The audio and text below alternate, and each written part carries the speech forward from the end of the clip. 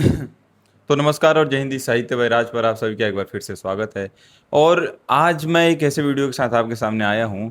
जब आप इस वीडियो ज़्यादा लंबा नहीं होगा तो आप कहेंगे कि किस तरह से जो हमारी अपोजिशन की लॉबी है वो किस हद तक जाती है, जो इलीगल बांग्लादेशी रोहिंग्याज हैं और जो वो लोग जो इस भारत की संप्रभुता पर ठेस पहुंचाने की कोशिश करते हैं, या फिर वो लोग जो इस भारत के अंदर रिसोर्सेस हैं उसका बंटवारा नॉन इंडियंस के प्रति करने के लिए हकदार कहते हैं, उन लोगों के लिए आज उन पर बात करेंगे। एक ऐसा ही केस सामने आया है कर्नाटक से, जहां पर आप सुनकर थोड़े बहुत चौंक जाएंगे कि जहां पर एक डॉक्टर के द्वारा, जो कि कर्नाटक का डॉक्टर है, जो कि खुद इंडियन है, उसके द्वारा जब बांग्लादेशियों के खिलाफ कंप्लेन पुलिस से की जाती है तो आप सोचिए क्या होगा। पुलिस के द्वारा ज़्यादा से ज़्यादा होगी कि पुलिस कार्रवाई करेगी उन बांग्लादेशी रोहिंग्यास पर, फिर उनको डिटेन करेगी, फिर उनको डिपोर्ट करेगी कहाँ पर, बांग्लादेश के अंदर। लेकिन यही तो ट्विस्ट है।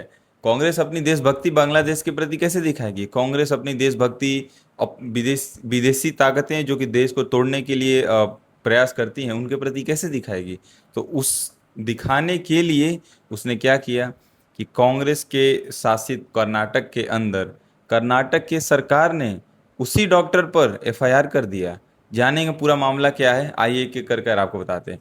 तो कर्नाटक के अंदर एक डॉक्टर थे नागेंद्रप्पा। अब नागेंद्रप्पा ने एक वीडियो बनाया जिसके अंदर वो एक इलाके के अंदर जाते हैं और वहाँ पर सारे डिटेल्स खुद उनसे पूछते हैं, वीडियो में खुद बताते हैं वो लोग कि हम बांग्लादेश से यहाँ पर रह रहे हैं, कितने दिनों से रह रहे हैं, क्या करते हैं यहाँ पर। तो नागेंद्रप्पा ने क्या किया कि वीडियो बनाया और जाकर पुलिस के पास बताया कि भाई ये है और ये लोग बांग्लादेशी यहाँ पर रह रहे हैं। पुलिस ने क्या किया? पुलिस ने उन बांग्लादेशी रोहिंग्यास के कहने पर नागेंद्रप्पा पे ही एफआईआर कर दिया। अब आप देखिए इस पूरे सिनेरियो को समझिए। पुलिस ने क्या किया कि नागेंद्रप्पा पर ही एफआईआर कर दिया, और एफआईआर का मैं यहाँ स्क्रीनशॉट लगा दूंगा। उस एफआईआर में वो खुद कहते हैं कि हम बांग्लादेशी हैं और हमारे साथ इन्होंने मारपीट किया है। और वो वीडियोज़ के अंदर नागेंद्रप्पा जो हैं वो खुद दिखाते हैं कि ये लोग बांग्लादेशी हैं, बांग्लादेशी रोहिंग्याज हैं और ये हैं यहाँ पर आकर रह रहे हैं।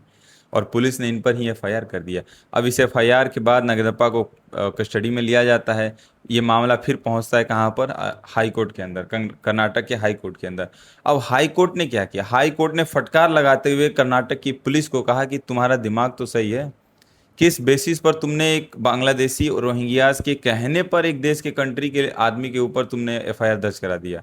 और फिर उसके बाद जो कर्नाटक की हाई कोर्ट ने था उन्होंने कर्नाटक सरकार को भी कहा कि तुम्हारा गृह मंत्रालय कर क्या रहा है, तुम्हारी होम मिनिस्ट्री अभी तक कर क्या रही थी जब ये बांग्लादेशी रोहिंग्याज यहाँ रह रहे हैं, और जबकि इन्होंने पूरा दिखाया कि ये लोग किस किस इलाके में रहे, उसके बावजूद भी तुम लोगों ने उन पर कार्रवाई ना करने के बजाय तुमने किस पर कार्रवाई की? तुमने नागेंद्रप्पा पे कार्रवाई कर दी। तो इस तरह से वहाँ के हाई कोर्ट ने भी फटकार लगाए। अब ये छोटा सा मामला आपको लग रहा होगा कि मैं इतनी जल्दी आपको बता दिया, लेकिन आप सोच के देखिए कि पूरी लॉबी है इनकी। बाहर से आए हुए रोहिंग्याज, स्पेशली रोहिंग्याज जो मुस्लिम है, वो इंडिया के अंदर आकर किस तरह से रह रहे हैं, उनका संरक्षण देना एक कांग्रेस और अपोजिशन की पार्टियों का एक हथियार हो गया है। कैसे हो गया है? आप एसआईआर के बारे में सुना होगा, स्पेशल इंटरेस्टिंग रिवीजन, जहां पर वो वोटर जो आईडी बन रही थी या वोटर लिस्ट था उसके अंदर एक बार फिर से जांच पड़ताल और छाना जाएगा उसके अंदर कि कौन कौन से लोग एलिजिबल हैं, कौन कौन से लोग एलिजिबल नहीं हैं। वेस्ट बंगाल के अंदर भी जब चुनाव हो रहे थे तब इन लोगों ने पूरा हल्ला मचाया। क्यों? क्योंकि वहां पर सबसे ज़्यादा 60 से 65 लाख से अधिक जो वोटर लिस्ट में से नाम कटा था वो कटा था। और उसमें से अत्यधिक मतलब 99% लोग कौन थे? वहीं बांग्लादेशी रोहिंग्या, जिनको ममता बनर्जी अपने देश अपने स्टेट के अंदर as a vote bank use कर रही थी और उनको कह रही थी कि भाई तुम हमारे देश के अंदर हो, हमारे हमारे स्टेट के अंदर रहो, हमारे रिसोर्सेज का यूज़ करो, हमारे लोगों के साथ घुल मिल जाओ। क्यों? क्यों भाई? क्योंकि वो लोग उनको वोट दे रहे थे, उनका संरक्षण देने के लिए पूरा आधार कार्ड हर एक चीज़ उनके लिए प्रोवाइड किया जा रहा था। सेम तौर पे जब एसआईआर हो रहा था आसाम के अंदर, क्यों आसाम के अंदर ये रोहिंग्यास को भगा भगा के मार रही है भाजपा की सरकार? बांग्लादेश के वेस्ट बंगाल के अंदर क्यों भाजपा का आना इंपॉर्टेंट हो गया था? इन्हीं कारणों की वजह से कि जब ये लोग हमारे देश के अंदर रहेंगे, हमारे देश के रिसोर्सेज को बांटेंगे और फिर उसके बाद कार्रवाई किस पे करवा देंगे? हमारे देश के लोगों पर ही। तो जिम्मेदारी कौन लेगा? और हमारे देश के रिसोर्सेज को क्यों बंटवारा करना इन ऐसे लोगों के साथ जो ये आकर हमारे देश के अंदर आतंक और गर्दिश के माहौल बनाते हैं? और कांग्रेस और अपोजिशन के लोग हमेशा से इन सारे विदेशी ताकतों का संरक्षण करते हुए आए हैं। और मतलब कांग्रेस, मैं बता नहीं सकता मल्लिकार्जुन खड़गे की जुबानी किस तरह से वो कहते हैं कि आरएसएस और भाजपाई वाले ये इनको काट के फेंकना है, इनको ये कर देना है। क्यों? क्योंकि इनको संरक्षण देना इनको है। तो ये पूरा मामला था।